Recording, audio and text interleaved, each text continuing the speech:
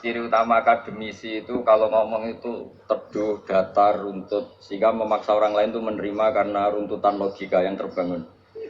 Ya, kalau ini enggak, pokoknya kasar gitu, pokoknya orang itu. Ini agak lazim, agak dalam dunia ilmu. Semua wakil rektor, semua yang hadir yang saya hormati, saya seperti yang dikatakan moderator Bapak Anwar bahwa memang saya tidak boleh terikat sama yang di belakang ini karena ini kayak apa ya, ada satu mazhab yang anak-anak Unisma semuanya harus tahu, teman-teman di Unisma menjelaskan itu tidak lebih baik. Jadi karena seakan-akan belum melakukan, Indonesia itu dulu kedatangan Islam itu tidak pernah dipertentangkan antara Islam dan negara, sehingga diskusi itu sudah salah karena para wali itu tidak pernah mempertentangkan Islam dan keindonesiaan atau kebinekaan. Satu, bahwa para wali itu misinya dakwah, di mana-mana dakwah itu pasti ketemu yang berbeda, mulai beda agama, beda pilihan mazhab, beda tradisi, beda kultur. Jadi itu tidak perlu dipertentangkan, tapi malah itu jadi lahan dakwah. Sehingga kita-kita ini kalau diminta diskusi hubungan negara dan agama, malah bingung. Memangnya kenapa? Itu seperti dulu zaman P4, saya punya kawan di Jogja, teman saya nulis tafsir Profesor Zaini, itu pernah zaman Pak Erto disuruh sosialisasi P4 di Papua. Apa hubungan Pancasila dan UUD 45? Itu orang Papua jawab, hubungannya baik-baik saja Pak. Jadi, yang unik itu ketika disuruh baca Pancasila. 1. Pancasila. 2. Ketuhanan yang Maha Esa. Akhirnya 6 kan? Kenapa Pancasila jadi 6? Yang unik itu ketika ditanya. Ini saya melihat langsung di TV 7 itu. Indonesia Pun. Ada anak-anak kecil ditanya. Bendera ini milik siapa? Bendera merah putih. Jawabannya apa? Milik sekolahan Pak. Karena memang milik sekolah itu, yang tanya itu kaget. Milik sekolahan Pak. Nah tentang tema ini mohon dibaca ini langsung start ya, langsung serius karena tadi sudah kayak jurkam tadi, ini yang langsung khas ilmuwan. Ini sebagai penghormatan saya pada Unisma, ini khas keilmuan. Imam Zuhri adalah gurunya Imam Malik. Ya saya ulang lagi ya, Imam Zuhri adalah gurunya Imam Malik. Halaman 29. Ini langsung start saya baca halaman 29. Nah ini terutama yang para punggawa-punggawa ini. Saya baca ya. Ini teks tidak ada yang saya rubah, memang persis seperti ini. Bismillahirrahmanirrahim. Yaqulu Zuhri, ini gurunya Imam Malik. Fama futiha fil islami fathun qablahu kana a'zama minhu. Innama kanal qitalu haitsul taqon nasu. Falam makanatil hujnatu wa wadu'atil harbu wa amanan nasu ba'dhum ba'dha wal taqaw fatafawadu fil hadits wal munaza'ah. Falam yaklim ahadun bil islami ya'tilu shay'an illa dakhala fihi. Walaqad dakhalataini kasanaten mithlu man kana fil islam qabla dzalika wa aktsar. Terus ini ngomongnya harus santai, enggak boleh provokatif. Begini, kita tahu dalam perdamaian Hudaybiyah itu poin-poinnya itu semuanya merugikan Islam. Di antaranya adalah jika yang Islam masuk kafir harus dibiarkan karena berarti masuk ke habitat asli. Karena Nabi sebelum jadi Nabi komunitas pokok itu kafir, sehingga kalau Islam masuk kafir kembali ke habitat. Tapi kalau Islam masuk kafir, kafir masuk Islam itu harus dikembalikan karena dianggap bid'ah. Maka kalau kamu dituduh bid'ah itu tenang saja dulu. Nabi itu ya dituduh cipta bidinin muhdas, kamu datang dengan agama yang baru. Cuma agak diteruskan wa kullu muhdasatin bid'ah wa kullu bid'atin dalalah. Jadi orang-orang kafir dulu kalau ngomentari Nabi ya cipta bidinin muhdas, kamu datang dengan agama yang apa? Nabi nurut. Semua perjanjian yang merugikan Islam itu Nabi nurut. Tapi Nabi hanya minta satu hal, jangan ada perang 10 tahun. Dan orang boleh seminar, boleh diskusi tentang Islam. Ya, ini dengerin betul ini. Jadi saya tidak akan provokatif, ini pakai logika. Nanti bisa dipakai disertasi doktor. Tapi saya minta orang boleh diskusi, boleh seminar tentang Islam. Akhirnya saat itu juga ada orang yang masuk Islam. Di depan tulisan itu belum kering istilahnya. Datang ke situ namanya Abu Jandal bin Suhail bin Amr. Itu datang ke Nabi, ya Rasulullah saya ini mau masuk Islam. Kata orang-orang kafir, ini pertama Muhammad, kamu komitmen enggak sama perjanjian. Kalau kamu komitmen harus kamu kembalikan. Nabi bilang, ya Abu Jandal kamu kembali ke mereka, ke habitat mereka, yaitu menjadi kafir. Di komunitas kafir maksudnya. Akhirnya nangis. Sayyidina Umar itu dekati Abu Jandal, kemudian memberi isyarat supaya ngambil pedangnya. Jadi isyaratnya wong ini baca ora wis. Maksudnya orang-orang kafir. Tapi Abu Jandal nggak mau. Singkat cerita akhirnya kembali ke komunitas kafir. Tapi yang dikatakan Imam Zuhri cara analisis, ini nggak bisa pakai provokatif, harus pakai analisis. Innama kanal qitalu haitsul taqon nasu. Yang namanya perang itu menjadikan orang tidak berpikir jernih. Ini poin yang diambil oleh Rasulullah. Kalau dibahasakan Nabi curi kesempatan, maksud Nabi dikatakan mencuri, meskipun itu hanya bahasa ya. Nggak mungkin lah kita bahasakan seperti itu. Saya ulang lagi ya. Kenapa ada perang berkesinambungan? Sampai tahun ke-8 Hijriah. Mulai tahun kedua ada perang Badar, sampai tahun 8 Hijriah itu perang terus. Nabi sama orang kafir perang terus. Akibatnya apa Pak Profesor? Namanya perang itu ya nggak kau bermikir. Pokoknya agar ketemu Islam perang, Islam ketemu kafir perang, nggak kau bermikir. Padahal Islam itu bisa diterima oleh akal sehat, harus lewat diskusi, lewat pengamatan, lewat pemikiran, lewat pengendapan berpikir. Makanya Nabi tahu ini masalah besar. Kalau orang perang terus, itu gak kau berpikir Islam, gak sempat diskusi tentang Islam. Makanya Nabi hanya minta satu poin. Oke, perjanjian ini satu rutin semua, tapi saya minta orang kafir semuanya boleh mendiskusikan Islam, boleh seminar tentang Islam. Mereka bilang iya, pada pikiran mereka kan diskusi paling piye. Ternyata betul, ada diskusi. Terus temanya gini, kira-kira bener di Muhammad Abu Jahal. Terus Tuhan Muhammad sama Tuhan Abu Jahal itu keren mana? Diskusi. Tuhan Muhammad itu khaliqus samawati wal ardi, yang menciptakan langit bumi. Sebagaimana kampanyenya Muhammad. Ya mereka masih jangkar bilang Muhammad. Kalau Tuhan kita, ya berhala itu yang kita bikin, yang kadang rusak, yang kadang kudanan, terus lemutan, pokoknya itu diskusi. Kita kok bener pengirannya Muhammad. Terus Muhammad Abu Jahal. Mulai dhisik Muhammad itu atau bodoh nih. Mulai dulu Muhammad itu gak pernah bohong. Abu Jahal, waduh, wis bodoh nih ngongkonan. Wis ribet kan? Dan semua diskusi itu mengarah ke kebenaran Islam. Wah, akhirnya ngomong kafir sing tokoh-tokohnya cara Jawa, wah semane jebule masalah ini kan. Artinya gini, kalau kita ingin Indonesia damai, sebenarnya yang untung itu Islam. Karena Tuhan yang menciptakan langit dan bumi tentu gak akan diperbandingkan atau akan dikalahkan oleh Tuhan yang lahirnya saja sudah di. Misalnya kita menjual Tuhan Allah, siapa itu yang menciptakan langit bumi yang ada sebelum langit bumi? Bandingkan dengan Tuhan yang lahirnya di bumi, ada tanggal lahirnya, ada aktenya, kan sudah ribet kan? Begitu juga kalau memperbandingkan tokoh. Muhammad itu siapa? Tokoh yang bisa menyatukan pan-Arabik, tokoh yang begini-begini, yang sayang istri, sayang keluarga. Dibandingkan dengan tokoh Abu Jahal Abu Lahab yang dorong jauh penggaweannya yang merugikan orang lain. Akhirnya orang itu mulai tertarik sama Islam.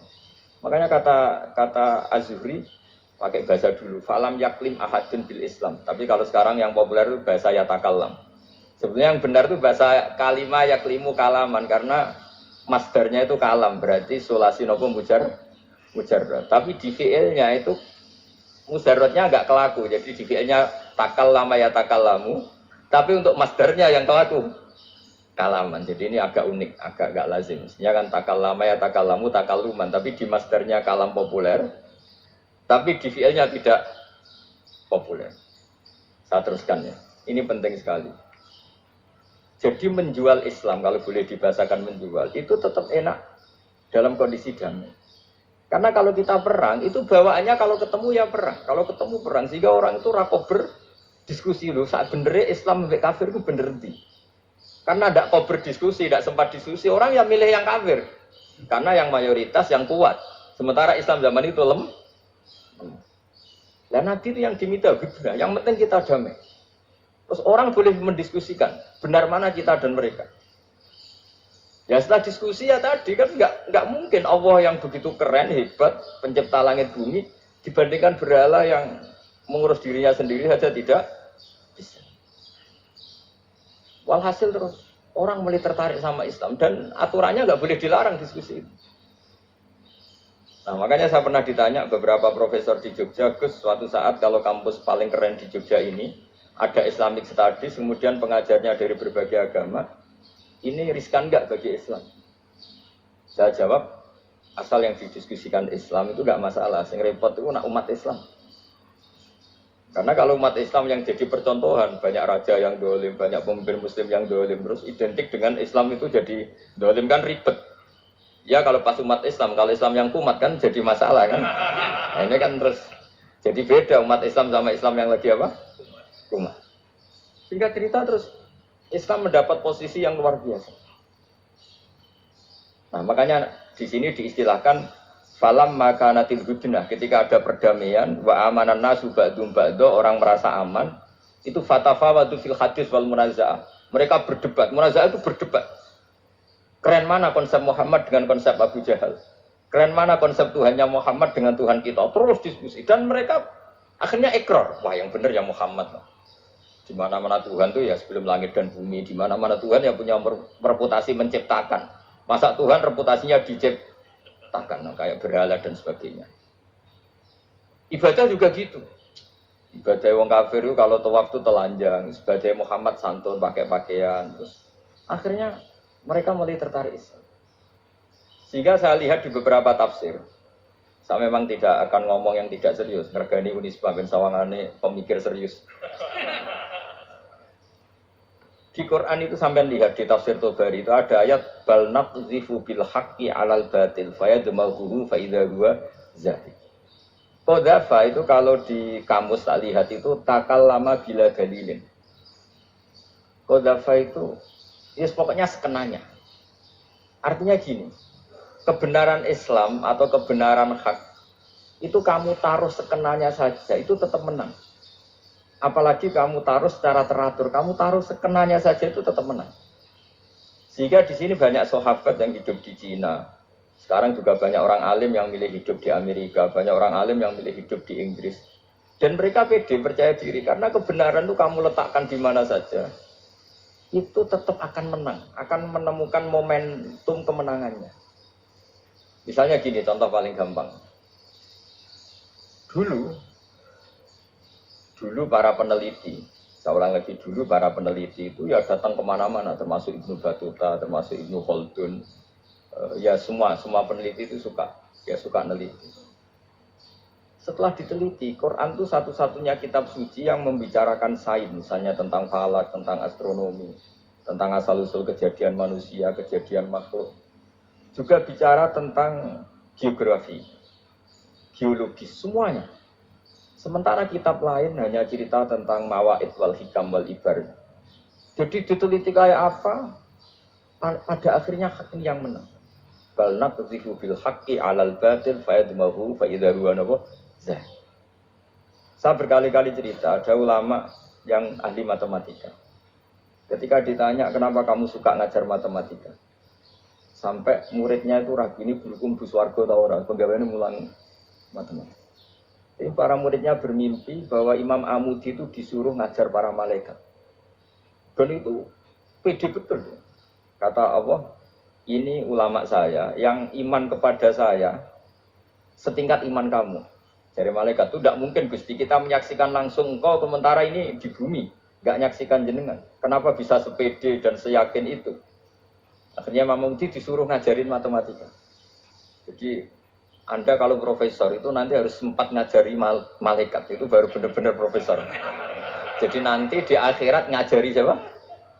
malaikat. Jadi ada seminar yang melibatkan banyak malaikat, narasumbernya itu seorang profesor. Itu ketika kenapa engkau begitu yakin kalau Allah itu Tuhan dan Allah itu Al-Wahidus Shomad. Terus Imam Amudi mulai nulis angka gak beraturan, 2, 3, 4, 5 sampai 1 miliar, 1 triliun, semuanya gak beraturan. Kata beliau, nisbatus naini wassalasa ila ma la nihayatalaha iku nisbatul far'i ilal asli. Mbok angka sebanyak apapun, 2 dibanding 1 ya far'ul wahid, 3 dibanding 1 ya far'ul wahid. Semua angka yang enggak terhingga pun dibanding 1 semuanya far'ul wahid. Semua angka sebanyak apapun itu cabang dari angka 1. Fakullu hadil awalim far'un minal wahidis somad, yaitu Allah Subhanahu wa ta'ala. Wakil malaikat tepuk tangan, iya juga. Jadi begitu juga ada ulama itu ahli gambar. Saya dulu ngaji sama Mbah Mun Al-Husunul Hamidiyah, itu kitabnya itu banyak gambarnya. Dan gale gambar yang ngawur betul, mangga ahli gambar. Saya epol, atau sempurna lele. Mus gambar bangunan, gambar sapi, pokoknya gambar. Ternyata dia menemukan Tuhan itu dari gambar. Gambar serapi ini atau seruwet ini sama. Gambar rapi sama ruwet itu sama kalau dalam pandangan tauhid. Dimulai minan nuqtah al-wahidah. Kowe cek gambar sing rapi, sing indah, cek gambarmu elek, dimulai dari 1 titik. Dan titik ini nuqtatil wujud, yaitu Allah Subhanahu wa ta'ala. Jadi nak cara ahli tauhid gak penting gambarnya api, menang lomba atau ora penting. Butuhe hadis surah ini gambar baik yang rapi maupun ndak adalah min nuqtah dari 1 titik. Alam raya sebanyak ini mbok gambar mbok orang. Dari mulai Mars sampai Jupiter, kabeh semua bentuknya yang banyak ini semuanya min nuqtatil wujud, yaitu dari titik wujud, yaitu Allah Subhanahu wa ta'ala. Di sini hebatnya ulama-ulama, mbok dia pengajar matematika, mbok pengajar gambar, semuanya dipakai perangkat untuk tauhid. Ya, itu kan juga bagian dari Islam damai, Islam yang sangat jadi tidak perlu perang untuk orang dipaksa Islam. Enggak perlu provokatif kayak tadi pidatonya rektor jenengan tadi. Jadi ciri utama ilmuwan itu kalau ngomong datar tapi logikanya enggak terbantahkan, itu ciri khas ilmuwan. Kalau ciri khas politikus kalau ngomong itu keras. Provokatif lah kira-kira gitu. Tapi isinya biasa. Nah, saya berharap nanti semua profesor doktor itu datar tapi isinya ya kualitasnya bagus ini. Mentes. Jadi makanya terus kata ulama, kenapa diistilahkan balnat zifu bil haqqi? Kenapa pakai qadzafa sementara qadzafa maknane takallama bila dalil? Maksudnya bila dalil di sini itu min ghairi ikhtiyajin ila dalilin. Kebenaran itu memang enggak butuh dalil. Apa kita perlu dalilnya apa? Buktinya apa? Kalau 3 itu cabang dari 1. Wong gendeng ya, yang takut gitu pas orang gendeng. Wong 3 cabang dari 1 kok ditanyakan buktinya apa? Itu min awalil bidah. Pertama orang pasti tahu kalau 3 itu far'ul wahid. 1 juta juga far'ul wahid. 1 miliar juga far'ul. Gambar yang sebanyak apapun ya dimulai dari 1 titik. Cek gambar benar maupun yang tidak.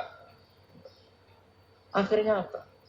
Ulama dulu itu sebegitu rileks nerangkan tauhid. Lalu kenapa asma ini yang ya ini kan khas NU ya, khas pesantren. Sebenarnya saya keberatan pakai istilah khas NU, pakai khas pesantren karena NU itu anaknya pesantren, jangan dibalik pesantren anaknya NU karena sebelum ada NU itu ada pesantren. Tapi kayaknya Unisma lebih suka pakai bahasa NU dan saya ya, agak orderan yang terpaksa disuruh ngomong. Ini agak apa ya, agak kacau sebetulnya, agak kacau. Jadi NU itu sama pesantren itu tua pesantren. Jadi NU dilahirkan pesantren, bukan dibalik. Pesantren dilahirkan NU. Sehingga barokahnya didirikan pesantren ini, kadang nyuwun sewu sekali berbahasim, itu kadang ide besar beliau itu ora dituruti wong NU. Jadi Mbah Hasim cara kula kok dadi Mbah Hasim ya mantap. Mbah Hasim itu ngarangno kentong. Ya ngarangno beduk, tapi NU nganggo kentong. Dan uniknya Mbah Hasim enggak tersinggung.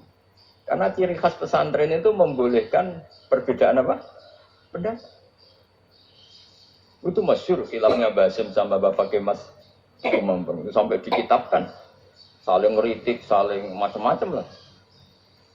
Jadi cara berpikir Mbah Hashim ketika Nabi rembukan, ini gimana ya cara menentukan waktu sholat?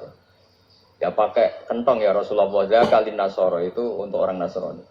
Ya pakai buk itu trompet, zakalil Yahudi itu untuk orang Yahudi.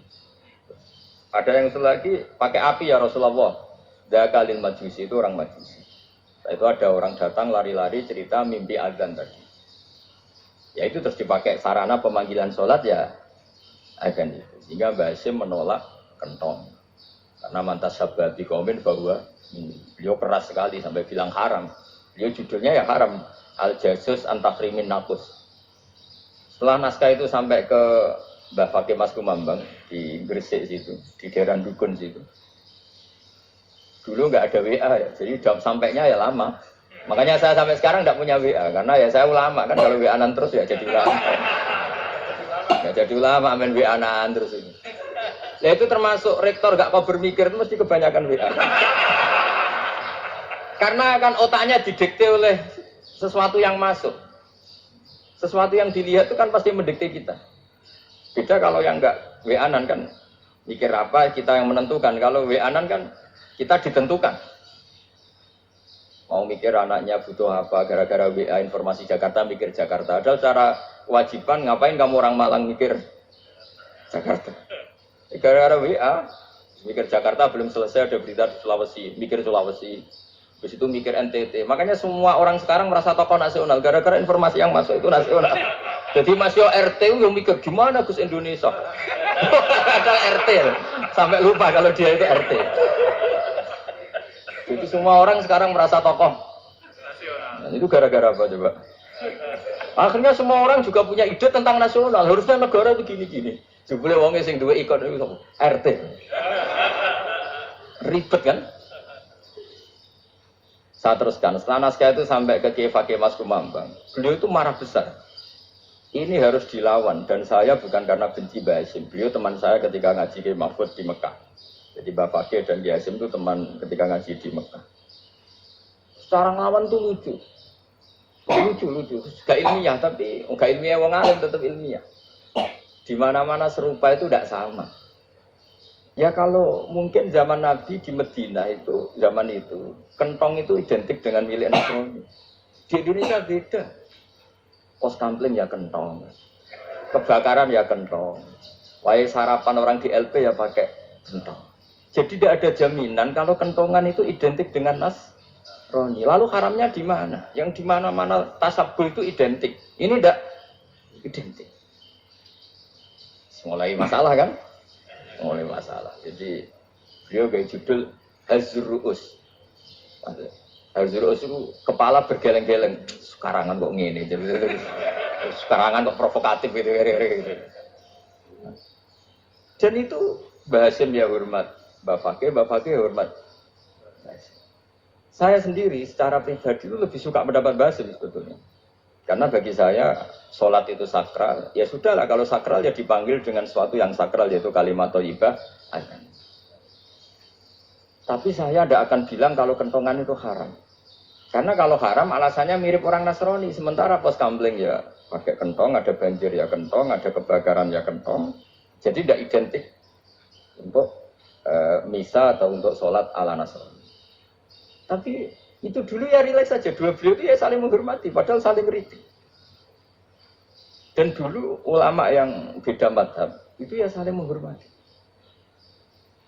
Imam Syafi'i itu kalau sholat di kawasan Masjid Abi Hanifah ya tidak kunut. Ketika ditanya, kenapa kamu tidak kunut? Sementara engkau berpendapat kunut itu sunat. Ikroman di hadal madhab, saya sangat menghormati madhab. Imam Ahmad bin Hanbal itu berpendapat kalau orang pakai bekam, pakai iftisot atau hijama itu batal sholatnya. Sementara Imam Syafi'i mengatakan tidak batal apa? Sholatnya atau wudunya tidak batal. Tapi Imam Ahmad itu ditanya, apa kamu makmum Syafi'i? Bagaimana mungkin saya tidak makmum sama wali kutub seperti Imam Syafi'i? Padahal keyakinan Imam Ahmad ini sholatnya batal. Ini habis iftijam udah wudu. Tapi tetap saja beliau karena perbedaan pendapat di furu' itu lazim. Ya orang boleh berdebat. Ketika Unisma datangkan saya, itu saking senengnya kiai, itu saking sombongnya sampai ngatur kiai. Kan nggak pernah bisa diperdebatkan. Itu kan orang boleh debat kan. Itu saking angkuhnya apa saking senengnya kan nggak jelas kan. Kan dan orang boleh setuju pendapat saya, yaitu ngatur kiai itu haram. Setuju juga Pak Rektor, ekspresi mahabbah itu ya macam-macam. Dulu sahabat ya gitu, sahabat itu ada yang nggak kenal wajahnya Nabi sama sekali sampai akhir hayatnya. Ketika ditanya, lo kamu itu sahabat kok nggak tahu wajahnya Nabi? Saya tidak pernah berani memandang Nabi karena ijlatan Nabi terlalu menghormati saya sehingga tidak berani memandang wajahnya. Ada sahabat yang penggalannya dulu wajah Nabi sampai bisa nifati Alfiu Faminunil Hajib sampai bisa nifati detail karena dulu wajah Nabi itu ibadah. Ada seorang wali ditanya, kalau kamu di surga ingin nggak melihat Allah? Enggak. Loh, tapi semua orang ingin melihat Allah. Unazzihu dzalikal jamal an-nadhari misli. Ben gak elek-elek Allah tak delok terima aku. Wong ra jelas. Berarti kan kok delok pengen. Banyak. Jadi justru tapi karena saking takzimnya. Enggak lah, musuh aku kok. Makanya saya berkali-kali cerita. Menurut kesepakatan ulama, soft awal itu paling baik. Tapi banyak juga wali yang kalau sholat itu di belakang. Pokoknya paling bener yang gue ngarep. Bayangkan misalnya, kamu semangat di soft awal di masjid haram, jebule sholatnya salah. Itu dari malaikat, kayaknya gue ngarep, jebule raro. Itu kan di sini-sini wong, jebule bodoh gitu. Kayaknya gue ngarep, jebule. Coba orang kalau sowan Mbah Mun, yang berani di depan itu kan ya ketuanya atau jubirnya kan. Yang merasa tidak pati pinter-pinter kan mesti di pojokan. Artinya sudut pandang seperti itu ya sah saja, apa? Sah saja. Makanya banyak sahabat yang jarang sowan Nabi, alasannya takut ganggu Nabi. Banyak yang sering sowan Nabi, alasannya seneng Nabi. Yang sowan ya seneng Nabi, yang nggak sowan alasannya seneng. Duh, Nabi itu tokoh, punya keluarga, punya anak. Kalau saya sering sowan berarti sering ganggu. Yang sering sowan dia alasan ini khazanah kita harus istighfar. Jadi zaman dulu dia biasa dua sahabat, yang satu milih mahabbah itu milih sering sowan, yang satu juga mahabbah milih nggak sering. Karena pertanyaannya bisa dibalik kan, sering sowan apa sering ganggu coba. Nabi Abedar, assalamualaikum. Nabi nimang cucunya, assalamualaikum. Ayo bener yang sowan apa bener yang enggak kalau seperti itu. Akhirnya terus diatur sedemikian rupa oleh Quran. Walau annahum sabaru hatta takhruja ilaihim lakana khairal lahum. Jadi sahabat kalau mau sowan Nabi ya nunggu di Sufah. Kalau Nabi keluar berarti milik publik. Sekali masuk ke dalam, tidak ada berapa yang berani sowan. La tadkhulu buyutan Nabi illa ayyudana lakum. Kalau soal sampai masuk dalam harus nunggu dipanggil. Karena sekali Nabi masuk dalam itu milik privat keluarga, milik istrinya, milik cucunya, milik keluarganya. Nabi sekali keluar ke ruang itu berarti milik publik. Itu terus jalan tengah. Karena kalau langsung masuk, bayangkan saya itu sering menyaksikan. Mbah Mun habis ngaji 2,5 jam ngaji Jalalain. Baru masuk, assalamualaikum. Padahal yai mungkin mau ke kamar mandi, mau ini itu. Jadi dulu itu Quran sangat modern. Sebelum ada dokter ngatur tamu, rektor ngatur tamu itu Islam sudah modern. Dia kan nggak fair kan? Misalnya saya ke Unisma harus janjian pakai ini, terus kalau misalnya kesini selonang-selonang kan lucu kan, mentang-mentang kiai terus juga sowan-sowanan selonang-selonang. Padahal kalau kita mau ke mereka pakai protokol. Sering nggak fair dunia ini, tapi karena aku kiai oleh gelo ya sudah. Akhirnya saya memutuskan nggak gampang kemana-mana karena itu. Saya sering didatangi ajudannya menteri, Gus mau ada tamu dari Jakarta tanggal ini, mesti saya bilang. Mereka milih tanggal yang mereka kosong. Kok nggak mikir apa itu kosong? Tak jawab enggak sebelum diatur bahasanya dan tawaduknya. Akhirnya dibalik datang lagi, Gus jam jenengan kosong apa kita menyesuaikan. Lah itu lagi dia akhlak kata saya. Itu baru punya akhlak kata saya. Bukan masalah ini, bukan masalah gengsi ya. Saya sendiri itu dolan ke alumni itu jarang karena ya takut. Kiai kan yang nganggur jam 09.00 nganggur, jam 10.00 nganggur. Saja alumni itu kerja di pabrik, saja yang latihan ekonomi di pasar. Jika kalau saya datang jam 9, iki kiai sing miliki santri ini, apa kiai sing ganggu santri. Nah karena orang ini melakukan rutin gak kok berpikir, pokoknya ini jenis silaturahim. Mau nyerah kok berpikir, padahal kalau jangan-jangan ini kiai yang miliki santri ini, apa kiai yang ganggu santrine karena datang di jam kerja. Nah, bayangkan kalau kebenaran dulu itu dikawal oleh satu peradaban perang. Jadi Nabi sesuai jangan anggap Nabi. Perang Badar menang Nabi, perang Uhud menang wong kafir, perang ini gonta-ganti. Apapun itu yang penting satu kesimpulannya, cara Rasulullah kesimpulannya satu. Orang nggak kober mikir kebenaran secara mengendapkan pikiran dengan pikiran jernih. Maka hebatnya Nabi ketika perjanjian, pokoknya saya minta nggak ada perang. Dan orang boleh mendiskusikan Islam. Itu luar biasa idenya Nabi. Karena bawaan perang itu orang kan nggak kober mikir. Ibarat seorang misalnya senang satu perempuan, ketemu rivalnya langsung perang kan nggak mikir. Tapi kalau kau bermikir, jangan nangen cawe itu rasa seneng. Untungnya apa untuk wong ayu rasa seneng, malah mau lorong hati. Terus sudahlah, buruan dialihkan kemana kan gitu. Itu nak mau amin WA nan tukaran lewat SMS atau tarung langsung ora kau bermikir. Tapi kalau kau bermikir, akhirnya berpikir. Perempuan tadi sebenarnya yang disenangi siapa? Oke, ternyata senang Pak Erick. Sudah kita ngalah. Karena tidak ada nikmatnya kan menikahi perempuan yang sama sekali tidak mencintai kita. Tapi kalau nak kau berpikir pokoknya diprovokasi, wah gue kalah mbak A, gue kalah mbak B. Pikirannya kan, ojo sampai kalah. Bareng wis menang ternyata ada mas. Nah bayangkan Islam itu seperti itu dulu, dipertarungkan. Doang Islam itu dinu aklin, agama yang diterima dengan akal sehat. Tapi sekarang ukurannya perang. Yang menang berarti benar, yang menang benar. Kan terus jadi repot. Itu Nabi tidak ingin, makanya Nabi ingin sudah nggak ada perang. Nah, makanya kata Imam Zuhri, fathul Islam terbaik adalah orang boleh diskusi tentang Islam dan tidak ada perang. Lagi-lagi penting, tidak perang itu penting. Silmun itu penting, perdamaian itu. Setelah tidak ada perang, akhirnya fatafawadu fil hadis wal munazah. Orang boleh diskusi apa saja, termasuk boleh adu polemik. Konsep satu Tuhan dan Tuhan banyak diperdebatkan. Akhirnya Nabi secara rileks bisa menjelaskan. Muhammad, urusan kita banyak. Kalau Tuhannya satu tidak cukup, Tuhan harus banyak untuk menyelesaikan berbagai urusan. Ada Tuhan bagi rektorat, bagi macam-macam kan. Ada Tuhan untuk ngurusi utang, ngurusi BPKB, macam-macam. Terus kata Rasulullah, enak saja Nabi jawabnya. Ya kalau kamu punya majikan banyak, perintahnya beda-beda. Kamu mangkel enggak, bingung enggak?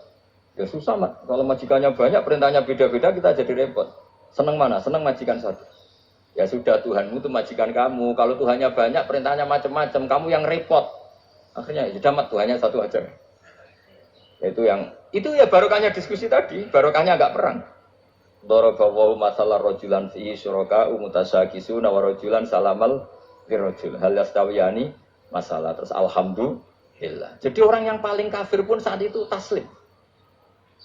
Ini kembali ke kalimat la ilaha illallah. Saya tidak perlu provokatif. Pasti teori saya itu benar. Bukan saya bilang benar itu karena sombong, enggak. Ini sesuai teks. Misalnya begini. Benar enggak kelompok takfiri yang suka ngafirkan orang lain? Itu pasti tidak benar. Logikanya gampang. Orang yang kafir 70 tahun saja dengan melafadzkan la ilaha illallah menjadi muslim. Masa dengan kalimat yang sama yang muslim menjadi kafir? Itu logikanya kan enggak ketemu. Orang kafir 70 tahun untuk menjadi muslim disuruh baca apa? La ilaha illallah. Tapi gara-gara baca la ilaha illallah nyekel patok jadi kafir. Pertanyaannya, ini kalimat apa? Kalimat untuk mengkafirkan apa kalimat untuk mengislamkan? Karena yang kafir dengan kalimat itu menjadi Islam, ternyata yang Islam dengan kalimat itu menjadi kafir. Itu ketemu enggak? Cara logika itu kan enggak ketemu kan? Makanya cara pikirannya Abdul Hasan Asadili, dan saya setuju pikiran itu. Istighfar ini boleh orang Jawa Timur protes karena kadang beda manhaj, tapi jangan protes saya, protes Abdul Hasan Asadili, kualat loh kan. Ketua Torekoh Nopo Sadili ya.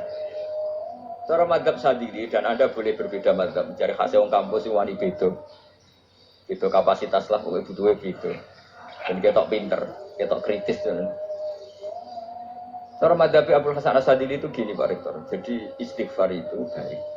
Tapi ba'da kamali tauhid, setelah tauhidnya itu benar. Alasan beliau masuk akal. Ketika ada ayat fa'alam annahu la ilaha illallah wastaghfir li dzambi. Bihadil kalimah. Jadi orang boleh istighfar setelah tauhidnya benar. Alasannya Abdul Hasan Asadili begini. Qul lil ladzina kafaru iyantahu yughfar lahum ma qad salaf. Katakan kepada mereka yang kafir, sekali mereka tidak kafir, maka otomatis dosanya masa lalu diampuni. Pertanyaannya, yang bisa menghentikan kekafiran itu kalimat apa? La ilaha illallah. Dengan hanya melafadzkan la ilaha illallah Muhammadur Rasulullah, langsung yughfar lahum ma qad salaf, langsung dosanya diampuni. Berarti yang menjadi pengampun dosa lah, penyebab pengampunan itu apa? La ilaha illallah. Itu bahkan orang kafir belum istighfar. Di ayat itu kan Allah gak mensyaratkan setelah la ilaha illallah istighfar baru diampuni, enggak. Asal la ilaha illallah langsung yughfar lahum ma qad. Saya ulang lagi ya, jelas ya. Jadi qul lil ladzina kafaru iyantahu yughfar lahum ma qad. Nah, sekarang iyantahu, mereka berhenti dari kafirnya. Syaratnya pakai apa? La ilaha illallah Muhammadur, itu langsung yughfar lahum ma qad. Artinya apa? Ghufranullah itu bisa didapat hanya dengan mujarrodut tauhid, yaitu hanya dengan melafadzkan kalimat thayyibah. Dan sahnya istighfar juga berdasar kalimat thayyibah itu. Misalnya gini, orang kafir sebelum Islam melafadzkan astaghfirullah, astaghfirullah, astaghfirullah, kira-kira diterima enggak? Enggak kan? Karena syaratnya istighfar ba'dat tauhid. Nah, makanya dalam mazhab Syadzili istighfar itu setelah la ilaha illallah. Karena cara pandang ya seperti itu. Jadi fa'lam annahu la ilaha illallah wastaghfir li dzambi. Jadi dengan kebenaran tauhid saja ini sudah cukup kita insya Allah layak karena innallaha la yaghfiru ayyushraka bihi wa yaghfiru ma duna dzalika liman yasha. Jadi orang yang tauhidnya benar itu bisa diampuni Allah asal tauhidnya benar. Itu Allah ngendikan liman yasha wa yaghfiru ma duna dzalika liman yasha. Dawe Imam Suyuti walam yakun liman yastaghfir. Jadi orang yang bertauhid secara benar meskipun gak sempat istighfar itu tetap potensi diampuni. Karena bawaan tauhid itu sudah menjadi layak diampuni. Kayak orang kafir sekali ngelafadzkan kalimat tauhid, mbok gak istighfar langsung diampuni. Nah, karena melihat seperti itu terus orang berlomba-lomba memperbanyak jumlah ngelafadzkan la ilaha illallah. Jadi kita yang alim, kita semua, saya tidak bilang saya, kita termasuk yang di pinggir-pinggir saya, ngaku alim ora masalah lah soalnya. Kita semua yang alim-alim itu tahu bahwa la ilaha illallah itu super. Sudah bawaannya tauhid, juga punya kelayakan Kemudian nasib kita agak sial. Malah kalimat ini dituduh bid'ah, dituduh khurafat. Nabi nggak pernah tahlilan, Nabi nggak pernah tahlilan. Kalau diartikan Nabi nggak tahu mau la ilaha illallah, enak gak kalimat ini. Ini provokatif ini. Jadi ini sudahlah keanehan-keanehan ini kita terima karena ciri utama wali, ciri utama ulama itu wa'udhu fisabilillah harus pernah disakiti. Jadi kalau Unisma sakit karo dituduh apa? Dituduh bid'ah itu berarti belum calon ulama. Calon ulama itu wa'udhu fisabilillah harus disakiti. Jadi kalau kamu disalahpahami itu ya harus santai. Ya termasuk provokatif tadi. Termasuk diatur tadi. Jadi kalau cara berpikir kan, karena mereka itu memang kalau kita turutin itu memenya itu terlalu, kadang menghujat kita itu enak ya jadi KNU ada orang mati datang, kiainya dapat makan, dapat rokok, terus pulang. Jadi apa? Terus kita kayak tersangka terus. Kita kan kayak tersangka terus tertuduh terus. Yang orang NU ya memenya juga nggak kalah ekstrimnya. Boleh ya ajaran orang nggak boleh ngasih kiai. Berarti boleh dong ajaran kikir. Jadi memang kadang apa ya cangkem elek lah bahasa kasarnya itu. Itu memang kadang lebih mengenakan kalau kita datang ke acara mayat kan dapat makan, dapat minum. Kalau yang sohibul bed rokok ya dapat rokok. Kalau kiainya dapat wajib, kadang 20.000, kadang 50.000. Terus memenya itu kok setega itu ya ada orang meninggal kok malah kita makan-makan. Ya, seakan-akan kan kultur ini biadab kan gitu. Tapi yang orang NU kebalikan balas. Oh ternyata nggak boleh ya mayit disodakoi. Ternyata nggak boleh ya orang dermawan. Berarti Islam membolehkan medit ya gitu.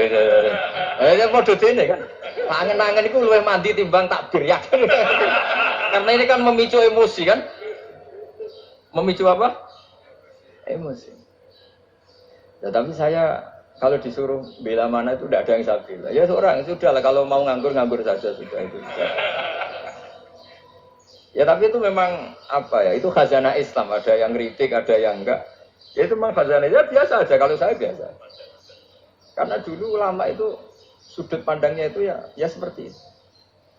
Ada yang ulama suka ibadah itu sholat, ada yang milih apa tidur. Sampai Imam Ghazali bilang suatu saat ibadah terbaik di zaman akhir itu tidur kan. Sholat saja kalah sama tidur kan. Tapi itu loh ya, yang wajib tetap loh, terus kamu gak sholat wajib. Begini beliau mencontohkan itu. Ada orang sholat tahajud terus obsesinya itu ingin hajatnya terkabulkan. Sementara yang tidur obsesinya nikmati rahmatnya Allah, boleh tidur, bisa tidur. Kata Imam Ghazali, timbang kita tahajud terus nuntut pangeran aduk turu kan. Mergo engko diakibat terus setan memberi bisikan, "Loh nyatanya kamu tahajud ya gak terkabul." Berarti cerita bahwa Nabi ngendikan kalau doa tahajud mustajab enggak. Daripada ngono ki aduk turu ora tau ndonga. Timbang abri-abri Islam ya, timbang elek-elekin apa? Jadi ulama itu mulai dulu itu sudah berpikir. Banyak orang menjadikan tahajud, sholat malam itu media untuk hajatnya. Dan kalau nggak kesampaian ini mutung. Nyalahkan kiainya ijazah ramandi. Macam. Daripada ngono ora usah apa? Tahajud turu. Dan jenis kayak ini tuh banyak. Makanya ulama kayak saya itu enake dhewe itu jarang. Saya sering didolani muhibbin terus bilang tuh saya doakan gini-gini sama nyalon bupati atau saya gini. Saya bilang gak waduh orang tuh mau mandi darani ulama dongane ramandi. Nak mandi kamu jadi bupati tetap nganggep karena beli. Sopo sing ora bupati saya juga beli. Ribet kan? Ketika mereka jadi mengunsurkan doa kamu apa karena kemarin beli? Yang beli maksudnya nggak beli nggak usah tersinggung. Jadi ribet ngadepin. Tidak artinya gini loh, doa itu jangan dipakai begitu. Kalau minta nasihat, tak nasihati jadi bupati yang baik, gubernur yang. Kalau minta doa itu resikonya. Akhirnya kalau diminta doa ya doa sebenarnya diisinya itu nggak doa kemenangan. Itu Mas Muhammad gitu. Karena ribet. Makanya Islam itu doa itu setelah iman. Aturan iman benar baru doa. Aturan iman benar termasuk Allah itu yaf'alu ma yasha, boleh melakukan yang dikehendaki. Allah enggak boleh terdikte oleh doa kita, enggak boleh. Ya saya ulang lagi ya, madzhab Hasan Asyadzili ini khas kita. Jadi la ilaha illallah itu didahulukan sebelum istighfar. Tapi kebalikannya madzhab Imam Sanusi itu dibalik. La ilaha illallah itu kalimat yang sakral. Karena yang sakral dibutuhkan muqaddimah, yaitu yang melafadzkan harus yang sudah bersih, yang sudah steril baru melafadzkan la ilaha illallah. Maka dalam madzhab Sanusiyah istighfar dulu baru la ilaha illallah. Nah, dalam madzhab Abdul Hasan Asyadzili kebalikan, istighfar itu sah setelah sahnya tauhid. Kamu ikut mana tuh? Asyadzili apa Sanusiyah? Alhamdulillah sama-sama tidak paham ya sudah. Akhirnya sudah. Ya enggak kemana-mana kan. Jadi apa ya? Terus ini saya teruskan ini biar khas pesantren atau khas NU lah. Kalau bahasa Pak Rektor khas NU. Ini Ben sampean tahu beberapa perbedaan itu lazim halaman 24. Ya halaman 24 sama 25. Tak baca ini masih orisinil. An Sufyan bin Uyainah ini juga gurunya Imam Syafi'i. Kata Sufyan bin Uyainah beliau cerita kana Isa wa Yahya alaihi wasallam ya'tiyanil qaryah. Fayas'alu Isa an syirari ahliha. Fayas'alu Yahya an khiyari ahliha. Jadi Nabi Isa dan Nabi Yahya itu satu generasi, sama-sama masih muda.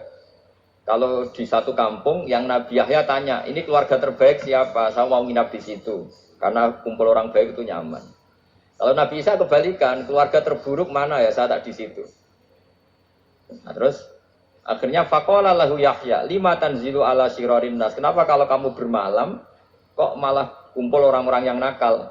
Innama ana tabibun udawil mardo. Saya ini nabi, para dokter. Di mana-mana dokter yang ngumpuli yang sakit, ngobati yang sakit. Makanya di NU itu ya banyak Ki Jazab mengumpuli yang nakal-nakal. Nak tepak yang entas yang nakal, nak tepak ya katut. Ini adu nyali lah sudah gitu. Tapi itu ada ilmunya, yaitu niru Nabi siapa? Isa. Kalau kamu dokter penelitian tuh cari daerah yang banyak pandemi apa yang bersih? Yang banyak pandemi karena yang namanya penelitian ya di situ kan. Kalau kamu dakwah ngentas kemiskinan ke daerah miskin apa daerah kaya? Nah, sama kalau ngentas kefasikan ke daerah fasik apa daerah orang soleh? Tapi itu Nabi Isa.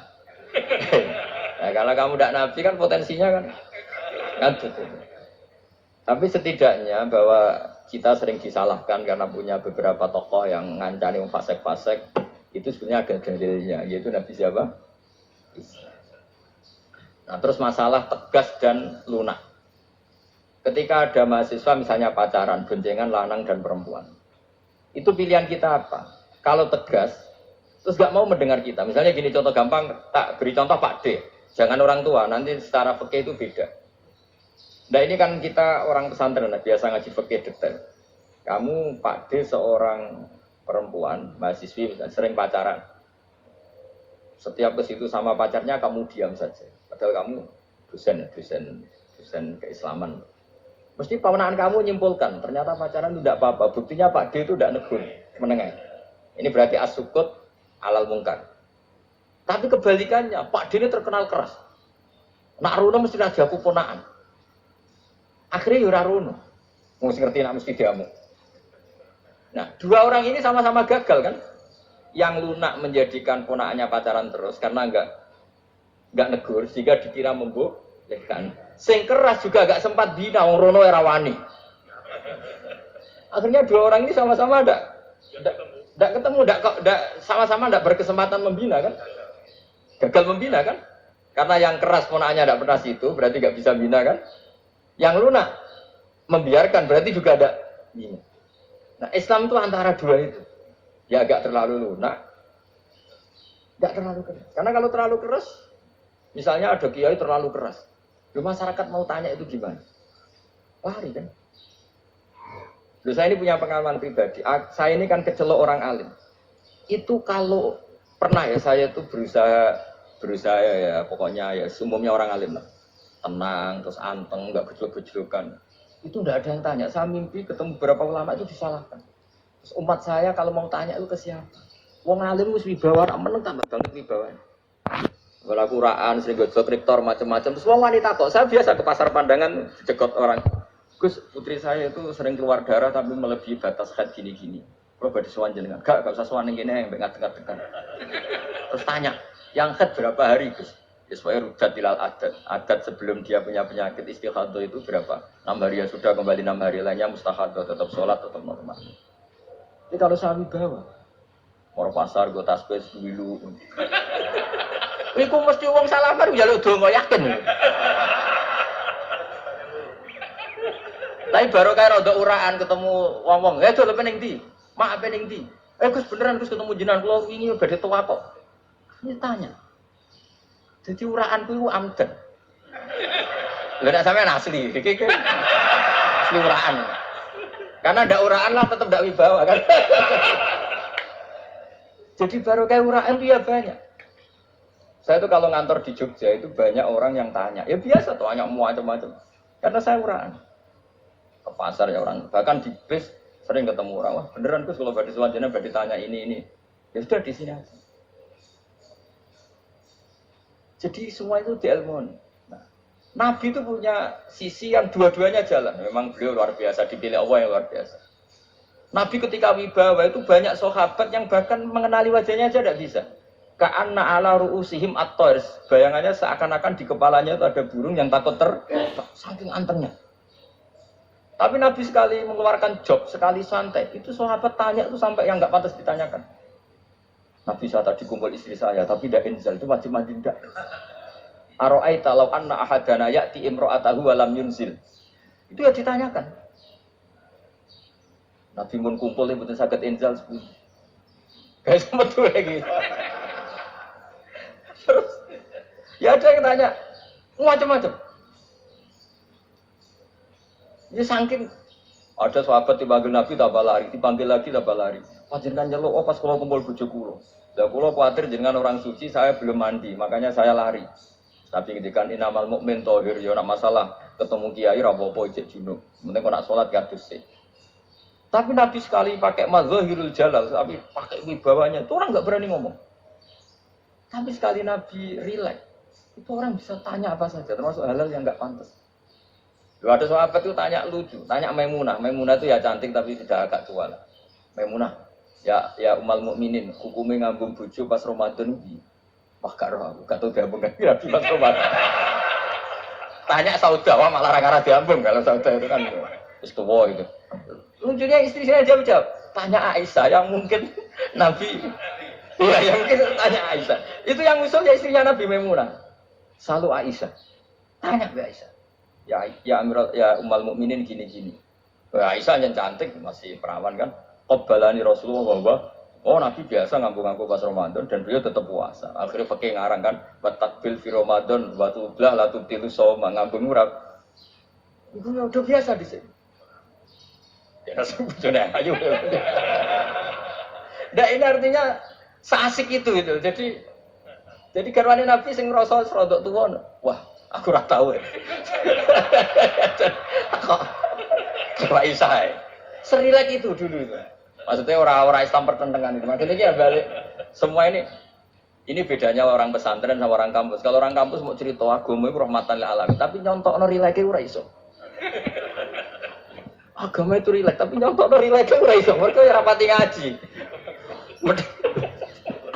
Contohnya ora iso, tapi mau bae kaidah Islam itu rahmatan. Jadi Nabi itu lah, Allah juga gitu. Allah itu kalau sudah memperlihatkan mazahirul jalal, itu mbok malaikat Jibril rawani. Ketika Allah dengan mazahirul jalal. Tapi kalau Allah dengan mazahirul jamal, mazahirul apa? Jamal. Itu ya gejol-gejol kan sampai makhluk itu. Ya buli-bulian terusan. Ya sampean delok ning hadis syafaat itu, akhiruman dakhalal jannah atau akhiruman kharaja minan. Nah, itu di beberapa judul. Ada seorang rojul yang ahli neraka ya, cinta sebagai pangeran, terus dituduhno swarga. Gusti, swarga ngiler tok ora wong wayu, wis ngiler tok. Ngerjaluk, Gusti mosok roh tok ora oleh mlebu. Jarimu asal mlebu metu kon neraka ora jaluk-jaluk meneh. Sumpah lho ya, gak jaluk apa-apa meneh. Mboten Gusti. Sekali saya keluar dari neraka ndak akan minta apa-apa lagi. Wallahi, la as'alu ghairaha. Maksudnya ghaira khuslah, ghaira tilkal khuslah. Ini ku selain keluar dari neraka saya tidak akan minta lagi. Gitu ana swarga wong kekelon seru wipet kan. Yang bojone elek kan dendam dadi ini swarga itu. Swarga wis macam-macam. Gusti mosok roh tok. Ora oleh mlebu. Jarine ora janji ra njaluk meneh. Akhire ya wis didelokno neraka. Jadi pangeran jawabe gampang didelokno neraka. Roh neraka begitu menyakitkan, begitu ngeri. Sudah Gusti saya tidak minta surga. Sementing enggak masuk neraka. Rabbana srif anna adzab jahannam. Setelah lama itu diadupno swarga njuk mlebu swarga. Diadupno nang neraka. Akhirnya ya sudah. Saiki mlebu swarga gak apa-apa. Iku jawabe lho, atas tazib jenengan nanya kula. Engkar warah di swarga kok mlebu swarga. Akhirnya mlebu swarga kan, mlebu swarga tamanna, sangen-angen sing mbok jaluk apa? Orang angen-angen yang indah-indah, laka, wa asratu amsal iku tak turuti, wa asratu amsalih lan lipatan kesepuluh. Jawab wong lanang ya lucu, atas tazi ubi wa antarabul alamin. Jenengan pangeran kok ngenyekan. Maksudnya wis karuan aku ora pantes. Terjare pangeran, la astazi ubika, walakinni alama asya'u qadir. Aku gak ngenyek kowe, pancen aku pangeran. Nuruti kowe iku iso. Jadi Allah sendiri ketika dengan mazahirul jamal itu malaikat ya ono sing wani bantah. Masyhur itu kan malaikat sing bantah pangeran ataj alufia mayusidu fiya wasfikut. Karena Allah dengan mazahirul jamal. Sing paling masyhur Nabi Musa. Nabi Musa itu ketika Nabi Mi'raj. Nabi Mi'raj itu beliau kira-kira di langit keempat lah yang masyhur atau kelima. Melangkah. Nabi Musa menangis, ya Rabbi ini apa-apaan? Orang sing ja'a ba'di kemudian melangkahi makom saya ini apa-apaan? Dan Nabi Muhammad kan apapun hebatnya kan junior. Kok melangkahi makom saya ini apa-apaan? Enggak fair. Sampai Nabi Muhammad itu tanya gini sama Jibril. Reaksi Allah gimana ketika melihat Musa seperti itu? Jawab malaikat Jibril lucu. Ya roh khiddatahu. Allah sapal gayane Musa. Biar. Ya dibiarin aja sama Allah. Tapi jenenge Nabi Musa itu kekasihnya Allah. tetap berkah bagi kita. Betul. Ketika setelah Mi'raj diwajibkan sholat 50, gendena Nabi Musa kelihatan nabinya. Sebenarnya Nabi Musa itu sebetulnya loh, nggak menguntungkan kita sebetulnya, tapi yang menguntungkan. Sebenarnya nggak niat menguntungkan kita, tapi menguntungkan. Nabi Ibrahim kan di langit ke-6, keren. Konti dong ketemu Allah ngeten-ngeten kan sholat seket. Karena Nabi Ibrahim terkenal Nabi baik, tidak bantah. Bareng Nabi Musa. Karena apa celok pengira? Kalau kan sholat bagi seket. Inna ummataka la tutiku dalik. Wah, gak kuat umat. Serai-rai gak umatmu orang arah kuat seket terus. Tapi sebenarnya Nabi Musa itu niatnya bukan membela kita. Fa inna ummati la tu. Umatku sing gagah-gagah ra iso mlebu umat. Berarti sebetulnya ya, itu masih pakai gengsinya. Wes ngono-ngono lah sementing kita untung. Sebetulnya dia itu enggak terima. Wong umat saya aja yang lebih kuat. Enggak kuat apalagi umat. Ya terus puji ini. Irji ila rabbika fas'alhu taghfir. Itu berarti Allah dengan madzahirul jannah. Sudahlah, datang ke Allah, minta keringan. Allah itu baik. Minta. Mbak Allah itu keringan mau 5 tok, jadi cek 45. Balik ke Nabi Musa, kira 45, cek rakuat umat. Wong umat kowe rakuat, jadi sebenarnya dia umat kowe rakuat. Lho cara Nabi Muhammad model wong malang, lu beto umatku mbek umatmu. Ribet kan? Beto. Nabi Muhammad kan tidak seperti itu kan? Tidak punya akhlak malang kan? Akhlak. Maksudnya akhlaknya mujur itu, akhlak yang baik gitu. Ya akhlak yang mujur, bukan yang malang gitu. Jadi Nabi ya manut. Tinggal 40 kan, dikurangi lagi 35 sampai 9 kali kan, masyhur itu. Ya kan kalau dikurangi 55 kan berarti turun naik kan 9. Itu setelah 5 itu Nabi Musa aja usul, masih raguan. Itu cara Nabi munggah nentek. Nentek. Iya, doa tuntas betul. Terus munggah ado-ado lha opo? Ngapain itu?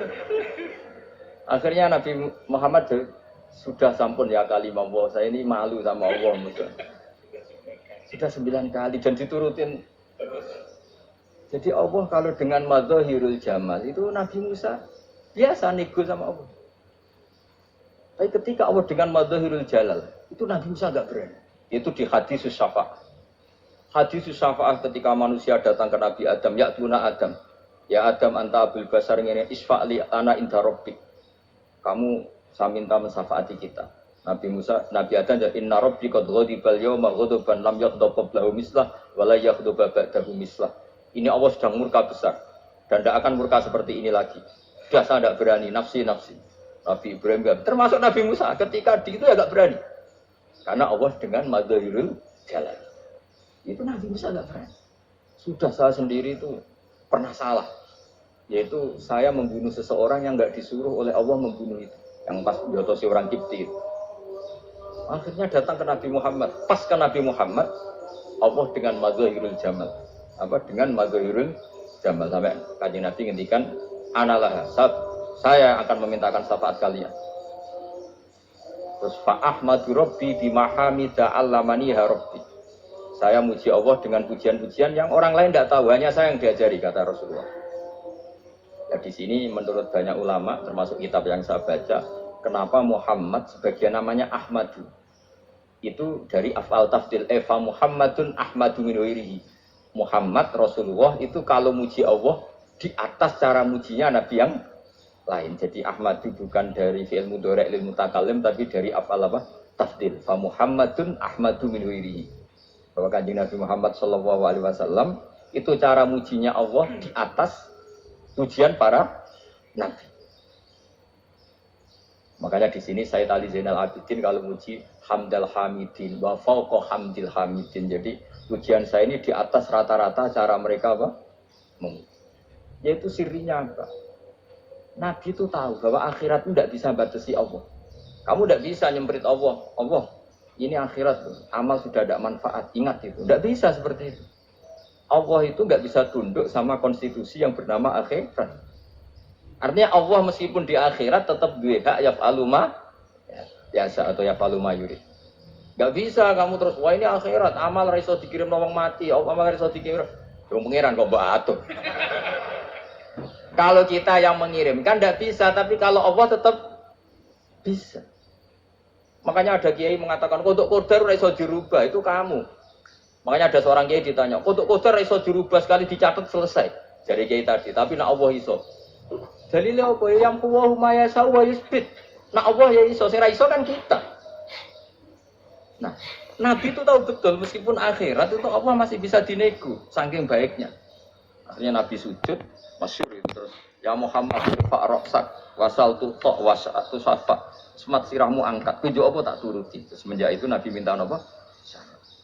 Artinya apa? Ketika Nabi lain berpikir bahwa akhirat ini membatasi amal, karena sudah, Nabi tahu betul kalau Allah tetap Allah. Yang enggak terbatas kekuasaannya, enggak terbatas rahmatnya juga saat dia akhir. Makanya disebut fa Muhammadun Ahmadu min wirihi. Makanya wa mubasyiran bi rasuli ya'ti min ba'di ismuhu Ahmad. Jadi makanya terus banyak GNU yang macam-macam lah. Semua orang potongannya pedih itu hati-hati. Itu berarti makomnya madhurul jalal. Ono sing amin guyon nek makome madhurul jalal. Ono sing ra jelas ngene iki, sing ra jelas.